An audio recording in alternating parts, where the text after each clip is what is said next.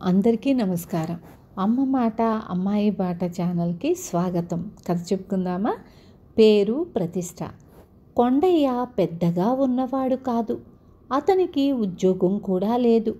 కూర్చుని తింటే జరుగుబాటు కాదని అతని భార్య ఏదన్నా వ్యాపారం చెయ్యమని పోరు పెట్టింది. వ్యాపారం చెయ్యాలన్నా కొండయ్య దగ్గర పెద్ద ఎత్తున మదుపు పెట్టడానికి తగినంత లేదు. 200 రూపాయలున్నాయి. అంత చిన్న మొత్తంతో ఏం వ్యాపారం చెయ్యవచ్చునా అని అతను ఆలోచిస్తూ ఉండగా ఓ 50 ఏళ్ల వయసు గల మనిషి ఎండన పడి వచ్చి మంచినీళ్లు అడిగింది. తరువాత ఆమె కొండయ్య భార్య ఇచ్చిన మంచినీళ్లు తాగి తనను పనికి సహాయంగా పెట్టుకోమని తన పేరు అచ్చమ్మ అని చెప్పింది. మాకే జరుగుబాటు అంతంత మాత్రంగా ఉంటే నిన్ను కూడా ఎలా భరించగలం? ఏదన్నా వ్యాపారం చేద్దామన్నా చేతి నిండా డబ్బు లేదు. కాకపోయినా మేమిద్దరమే, మాకు మరొకరి పని సహాయం దేనికి అన్నాడు కొండయ్య. నా కోసం మీరేమీ ఖర్చు పెట్టనక్కర్లేదు. మీతో పాటు ఇంత తినటానికి పెట్టండి. కొద్ది పెట్టుబడితో మంచి వ్యాపారం సాగించేటందుకు నేను సాయపడతాను అన్నది అచ్చమ్మ. ఏం వ్యాపారం అని కొండయ్య ఆసక్తిగా అడిగాడు. మంచి మామిడికాయలు వస్తున్నాయి. నేను అన్ని రకాల ఊరగాయలు పెట్టగలను. మాట వరుసకు ఆవకాయ పెట్టడానికి ఎంతో పెట్టుబడి అక్కర్లేదు కదా, బాగా ఆలోచించుకోండి అన్నది అచ్చమ్మ. కొండయ్యకు ఈ ఆలోచన నచ్చింది. అతను తన దగ్గర ఉన్న డబ్బుతో ఆవకాయకు కావలసిన సామాగ్రి అచ్చమ్మ చెప్పిన ప్రకారం తెచ్చాడు. అచ్చమ్మ ఆవకాయ పెట్టింది. ఆమె ఊరగాయలు పెట్టటంలో గటికురాలనడానికి సందేహం లేదు.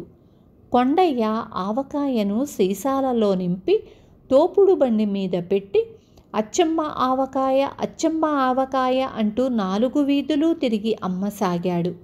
త్వరలోనే సీసాలన్నీ అమ్ముడైపోయాయి. కారణం ఏమిటంటే ఉన్న కొద్దిమంది తృప్తిపడి ఇంకా కావాలనటమే కాక 10 మందికి చెప్పారు. మామిడికాయల తరుణం అయిపోయే లోపల అచ్చమ్మ ఊపిరి సలపకుండా మామిడికాయ ఊరగాయలు పెట్టింది. వాటిని జనం ఎగరేసుకుపోయారు. కొండయ్యకు మంచి లాభం కూడా వచ్చింది. మామిడికాయలు అయిపోయినా అచ్చమ్మ విరమించలేదు. ఆమె నిమ్మకాయలతోనూ, చింతకాయలతోనూ, ఉసిరికాయలతోనూ ఎన్నో రకాల ఊరగాయలు పెట్టింది. అచ్చమ్మ ఊరగాయలు అని అరుస్తూ కొండయ్య వాటిని ఉత్సాహంగా అమ్మాడు. సంవత్సరం తిరిగే లోపల కొండయ్య ఊరగాయల పరిశ్రమ అమితంగా అభివృద్ధి చెందింది. అతను ఊరగాయల దుకాణం పెట్టేశాడు. దుకాణం నిండా అరలు, వాటి నిండా సీసాలు, రకరకాల ఊరగాయలు. అన్నిటి మీద చీటీలు అంటించి పెద్ద అక్షరాలతో అచ్చమ్మ ఊరగాయలు అని రాసి దాని కింద చిన్న అక్షరాలలో ఊరగాయ పేరు రాసి పెట్టాడు. ఊరగాయలకు ఎక్కడి లేని గిరాకీ వచ్చింది. అచ్చమ్మ పేరు మారుమ్రోగింది. అచ్చమ్మకు అంత పేరు రావటం కొండయ్య భార్య సహించలేక, వ్యాపారం నీది, పెట్టుబడి నీది, మధ్య అచ్చమ్మ పేరు దేనికి? కొండయ్య ఊరగాయలు అని అమ్ము అన్నది భర్తతో.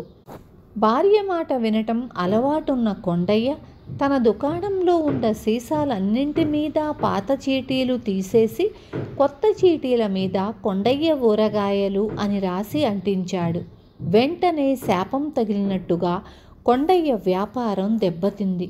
అచ్చమ్మ ఊరగాయల కోసం వచ్చిన వాళ్ళు కొండయ్య ఊరగాయలు కొనడానికి ఉత్సాహం చూపలేదు. పేరు మారింది కానీ అది అచ్చమ్మ ఆవకాయేనని కొండయ్య చెప్పి చూశాడు కానీ లాభం లేకపోయింది.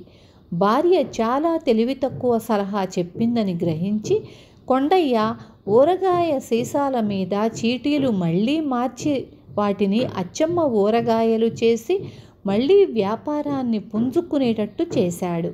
అంతా సవ్యంగా సాగిపోతున్న సమయంలో అచ్చమ్మ కాస్త చచ్చిపోయింది. తన బ్రతుకు తెరువు పోయిందని కొండయ్య ఏడుస్తుంటే భార్య సముదాయించి, అచ్చమ్మ పోతేనేం, అచ్చమ్మ పేరే మనకు కావలసింది, ఇంతకాలము అచ్చమ్మ దగ్గర నేను అన్ని రకాల ఊరగాయలు పెట్టటం నేర్చుకున్నాను అన్నది. ఈసారి ఆమె మాట అక్షరాలా నిజమయ్యింది. విన్నారు కదా, ఒక్కొక్కసారి పేరుకు ఎంతో పేరొస్తుంది. పేరు మారితే మళ్ళీ అంతా పోతుంది. పేరులోనే ఉంది మహత్యం. రేపు మళ్ళీ ఇంకొక మంచి కథతో మీ ముందుకు వస్తాను.